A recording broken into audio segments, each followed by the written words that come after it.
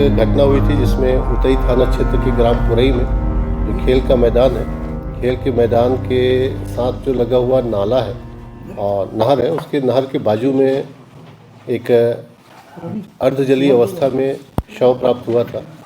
और जो शव था प्रथम दृष्टया देखने से ऐसा लगा था किसी महिला का है। और शव के ऊपर पैरे रखे हुए थे, पैरा जला हुआ था। शव लगभग पूरी तरह से जल चुका था और शव से लगभग 4-5 मीटर की दूरी पे एक लोहे का कत्ता पड़ा हुआ था, जिससे आमतौर पे जानवरों को काटने के लिए यूज़ होता है, मुर्गा वगैरह काटने के लिए यूज़ होता है। वो कत्ता पड़ा हुआ था और दो चप्पल पड़े हुए थे और शव अदम शिनाख्त थी। सूचना मिलते ही थाना प्रभारी मौके पे पहुंचे थे महेश, और उन्होंने जानकारी सभी अधिकारियों को दी और सभी मौके पे पहुंचे थे। एफएसएल की टीम भी मौके पे पहुंची थी। पुलिस के लिए सबसे बड़ी चुनौती थी आइडेंटिटी इस्टेब्लिश करना, क्योंकि ना तो चेहरा ज्ञात था और न ही कोई ऐसा आइडेंटिफिकेशन मार्क्स मिल रहा था जिसके आधार पे महिला की आइडेंटिटी ज्ञात हो सके। इस तरह के मामलों में आइडेंटिटी क्लियर होना लगभग सफलता के लिए ज़रूरी होता है। तो सबसे पहले पुलिस ने अलग अलग टीमें बनाई, न सिर्फ उस स्पॉट पे बल्कि उस स्पॉट के आसपास के एरिया में जो सीसीटीवी है, सीसीटीवी के अलावा जो टेक्निकल डिटेल्स हैं उस स्पॉट के, और साथ ही जो घटनास्थल पे जो सामान मिला था, जैसे कुछ खाए हुए मोमोज मिले थे, एक आध हेयर क्लिप मिला था, एक मोजे का टुकड़ा मिला था। उसके आधार पे पुलिस ने अपनी जांच शुरू की और जिस स्पॉट पे मारा गया था, ये घटना हुई थी, वो ऐसी जगह थी जहां कोई व्यक्ति, जानकार व्यक्ति ही जा सकता था। आज इसी दौरान पतासाजी के दौरान उतई और आसपास के 5 किलोमीटर के दायरे में जितने भी सीसीटीवी फुटेज हैं, मोमोज बेचने वाले हैं, जितने भी चाट ठेले हैं, एक एक व्यक्ति से कि कोई पुरुष और महिला का एक जोड़ा आया था क्या, उसके बारे में पूछताछ की गई। साथ ही जो सरहदी थाने हैं, जितने भी सरहदी थाने अपने ज़िले के अलावा बालोद, बेमेतरा के सरहदी थानों में पिछले 5 दिनों में किसी भी महिला की गुम इंसान रिपोर्ट कायम हुई होगी, उसके विषय में जानकारी प्राप्त हुई। और शव को कल पोस्टमार्टम के लिए भेजा गया था, क्योंकि शव बुरी तरह से जल गया था।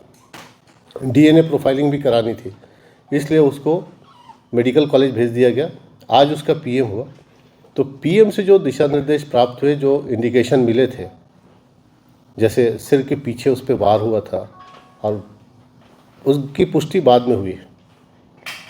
तो आज सुपेला थाने में एक व्यक्ति रिपोर्ट दर्ज कराने आया था गुमशुदा की, और उसका जो हुलिया है काफ़ी कुछ उस शव से मिलता था, जो जिसके साथ कुछ कपड़े और बाकी सामान मिला था।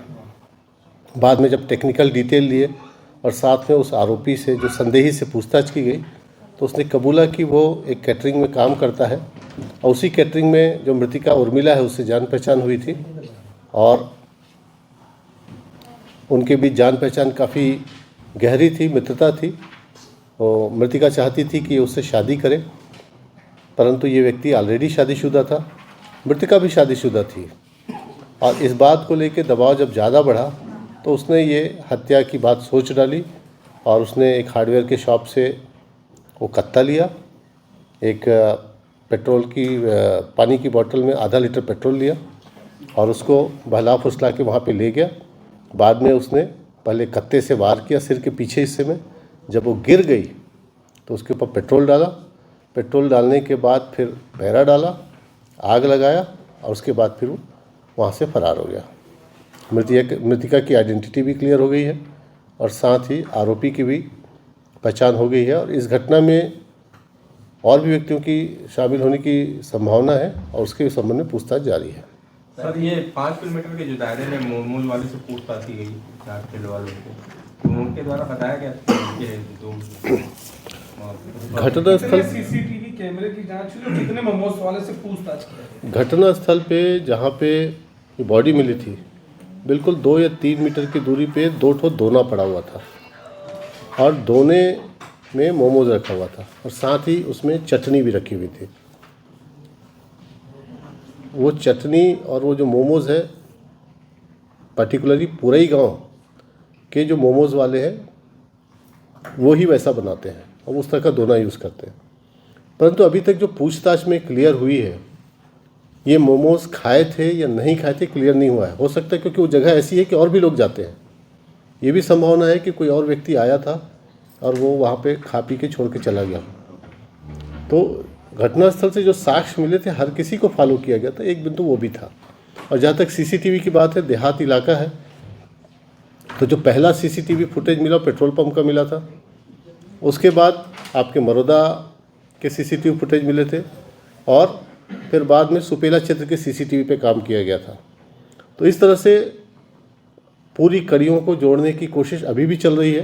क्योंकि ये घटनाक्रम आरोपी मिला है, आपको बताना जरूरी है, परंतु विवेचना का जो कार्य है अभी भी प्रगति पे है। सर, मृतक की पहचान कैसे हुई?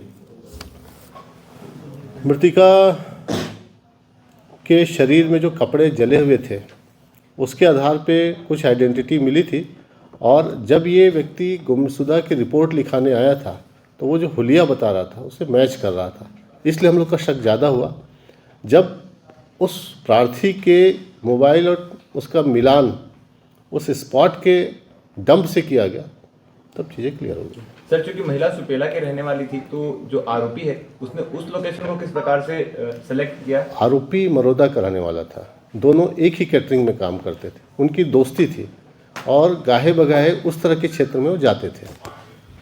लेन देन की बात आ रही है, पैसा सर क्या था?